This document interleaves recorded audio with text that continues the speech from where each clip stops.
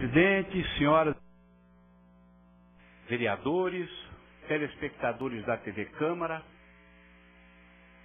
esse final de semana, eu lendo os jornais, a imprensa, tomando conhecimento de fatos acontecidos na República do Brasil nos últimos dias, eu realmente tive um sentimento de tristeza muito grande, muito profunda. Eu não sei que sentimento a gente pode ter a respeito do nosso país nos dias de hoje. Nós vivemos o Brasil uma situação econômica de aquecimento, vivemos no Brasil um poder de consumo razoável do nosso povo, trazendo camadas importantes do povo para o consumo. E eu repito aqui dessa tribuna, e vou repetir sempre, em qualquer lugar que eu estiver, vou repetir a verdade, vou falar da verdade, vou falar dos fatos reais como eles são, os fatos históricos. Esta melhoria nas condições de consumo, nas condições econômicas do povo brasileiro, se deve a um processo de construção de uma linha econômica que começou com o Plano Real. É importante dizer isso, porque nós somos um país que esquecemos o passado com muita facilidade. E geralmente, quem esquece o passado pode cometer injustiças para um lado ou para o outro. Então, para se fazer justiça com a história recente do Brasil, nós estamos colhendo os frutos plantados pela implantação do Plano Real. Agora, se por um lado nós temos essa situação de uma certa euforia, por outro lado, nós vemos acontecer no Brasil coisas que realmente, para qualquer cidadão, para qualquer cidadã, para qualquer pessoa de bem, que sai de manhã para trabalhar, volta de noite, com sacrifício, para sustentar sua família, para criar seus filhos, para ajudar seus familiares, ou mesmo para ser solidário com pessoas do seu relacionamento, abrir uma revista ou um jornal e ler que um funcionário vizinho da parede do presidente da República abriu uma gaveta da sua escrivaninha e topou com 200 mil reais em dinheiro vivo, tomando um susto, inclusive, sem saber de onde tinha sido colocado aquele dinheiro na sua gaveta, um dinheiro de propina, um dinheiro de corrupção, um dinheiro de compra de um funcionário público ou de vários funcionários públicos na Casa Civil da Presidência da República do Brasil. Minha gente, meus amigos brasileiros, onde que nós chegamos? Vereador Cláudio Fonseca, em qualquer lugar decente do mundo, o governo cai. Cai o governo. Em qualquer lugar do mundo, o Congresso vira do avesso. E no Brasil, isso acontece ao lado da sala de despacho do presidente da República. E parece que é uma coisa normal. Vereador Floriano, vereador Dalto Silvano, que preside essa sessão, o que está sendo feito com o nosso país? O que está sendo construído no Brasil? Qual o saldo futuro dessa bandalheira que está instaurada na República Brasileira?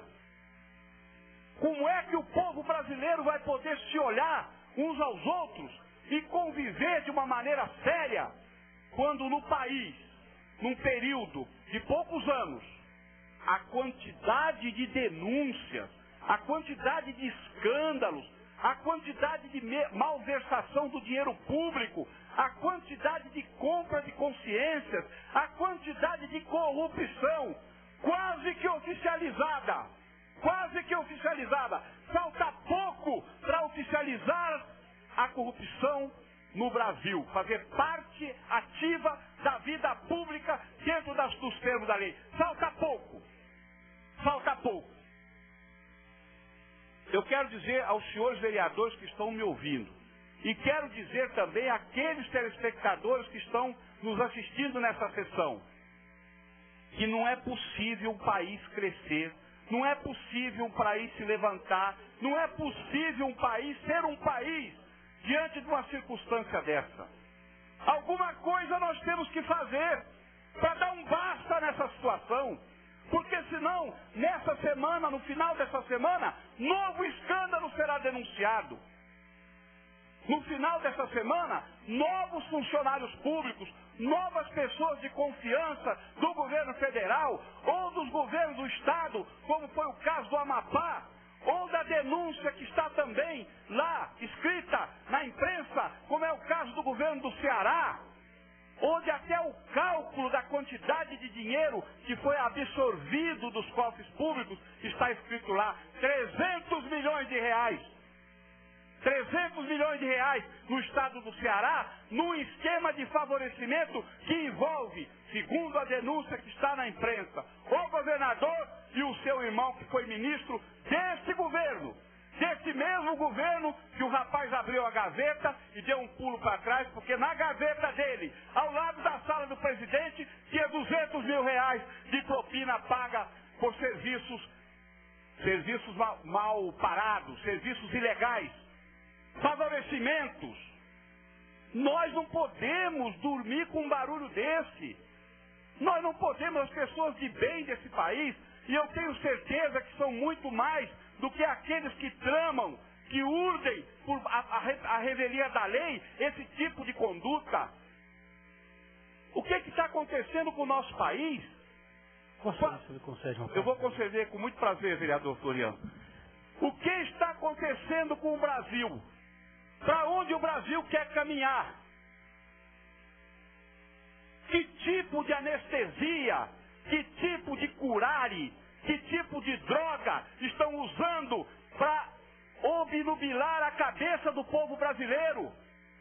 Para que seja permitido fazer esse tipo de conduta, como isso que está descrito na revista. Abre a gaveta do lado da sala do presidente da República e lá estão depositados 200 mil reais. É a sua parte na propinagem desse negócio. É a sua parte na propinagem desse negócio. Não é para isso que nós vivemos nesse país. Não é para isso. Isso não é um país. Isso é uma banca de jogo de bicho piorada. Piorada. Todo respeito aos bicheiros das bancas de jogo de bicho, que pelo menos se confessam criminosos, que pelo menos dizem que estão ao arrepio da lei e se reconhecem como tal. Agora os bicheiros das bancas de jogo de bicho, oficiais do governo, ainda pousam de versais para a opinião pública e ainda ousam debochar da justiça, da imprensa, da oposição, do Congresso e, em última instância, debochar do povo simples que está acreditando nesse processo. Eu cedo a parte, vereador Floriano Pedro. Vereador Natalini, Vossa Excelência sabe que eu trabalhei na Casa Civil da Presidência da República durante 4 anos com o ministro Clóvis Carvalho, com o ministro e com o presidente Fernando Henrique, como assessor parlamentar. Eu nunca vi nada parecido. Nada parecido. É inacreditável. Bom, basta dizer que no governo do presidente Fernando Henrique nós não tivemos nenhum ministro que foi caçado, como Zé Dirceu. Nós não tivemos nenhum escândalo na Casa Civil. Nenhum. Mas olha, pensar em dinheiro vivo numa sala do Palácio do Planalto. Se nós tivéssemos hoje aquela oposição raivosa e truculenta, que é a oposição que o PT fazia ao governo do presidente Fernando Henrique, nós estaríamos já fritos. Só que nós nunca confundimos o público e o privado como confundem os nossos governantes hoje. Não há limites para a ousadia petista no governo federal. É sem limite. Quer dizer, e toda semana é um escândalo novo. Invadem a vida pessoal das pessoas, grampeiam telefones, mentem, jogam a culpa naqueles que estão acusando, fazem de forma truculenta, intimidatória, e dinheiro vivo dentro do Palácio do Planalto. O presidente da República tem que explicar. Tem que explicar. E nós, que temos responsabilidade pública, temos que alertar a população. Porque o que aconteceu agora é muito grave. É gravíssimo, vereador Natalini. E parabéns pelo seu discurso. Obrigado, vereador Floriano Pêssaro, pelo seu aparte, que enriquece as minhas ideias. E eu vou me confessar aqui, realmente, vamos dizer assim, na hora que eu tomei consciência daquela notícia, eu disse, o que está faltando mais no nosso Brasil? O que está faltando mais? De escândalo, de vergonha, de indecência, de falta de pudor. O que está faltando para que esse governo faça a mais para envergonhar os brasileiros de bem? Envergonhar. Eu, como brasileiro, eu digo aqui para todos os senhores e senhoras e para quem está nos assistindo, eu gostaria muito, mas muito, de não ter que ler nas páginas de notícias da imprensa, de não ter que ouvir no rádio, ouvir na televisão todo dia nos telejornais, esse tipo de notícia. Porque isso não vai contra aqueles que estão fazendo. Isso não emporcalha um governo. Isso emporcalha a consciência de um país. Isso deixa um país de joelhos, frente a si próprio e frente à comunidade internacional. Essas coisas que estão acontecendo, até onde nós vamos com essas notícias? Uma hora a casa cai. Uma hora há um solavanco no meio de campo, o povo acorda, e aí pode pegar a sua malinha e correr, porque o povo vai correr atrás. Pode pegar a sua malinha e correr, porque o povo vai correr atrás. Já aconteceu isso antes no Brasil. Já aconteceu isso antes no Brasil.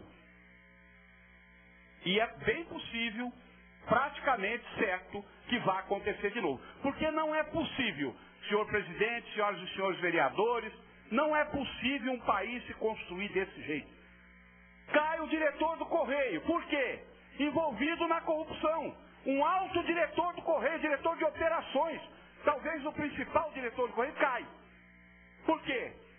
Uma coisa assim empanelada, um enredo de novela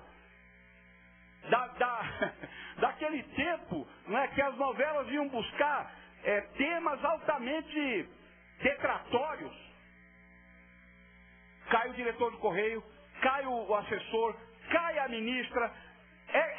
Esse tipo de esquema tem ramificação no governo inteiro.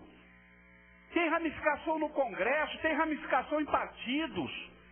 Não é possível que nós possamos construir um Brasil de verdade que nos dê orgulho, que nos dê honra, com um currículo desse. Não é possível que o nosso país esteja na mão de pessoas como essas, que não tem o menor escrúpulo, que não tem o menor amor à causa pública, que montem dentro do aparelho de Estado verdadeiras gangues para assaltar os cofres públicos e fazer negociata com dinheiro de imposto que a gente paga de forma suada para o governo, para os governos e para o governo. Então fica aqui, senhor presidente, nessa minha fala, um desabafo. Enquanto isso estiver acontecendo, eu vou vir a essa tribuna. E em qualquer lugar que eu estiver, eu vou fazer o meu desabafo. Eu não posso conviver com isso. E se for qualquer governo, de qualquer partido, onde isso acontecer, é preciso que as medidas sejam tomadas e que esses problemas sejam sanados. Nós somos um país em desenvolvimento, um país que não tem verba para sustentar as questões básicas do povo. Nós não podemos deixar que o dinheiro público vá pelo ralo da corrupção, vá pelo ralo de quadrilhas que se instalam no aparato de governo, com a benemerência daqueles que tinham obrigação de investigar e de prender. e de prender. Senhor presidente, muito obrigado pela oportunidade da palavra. Fica aqui o desabafo do vereador Natalini, que não vai saber nunca na vida conviver com esse tipo de político. Obrigado.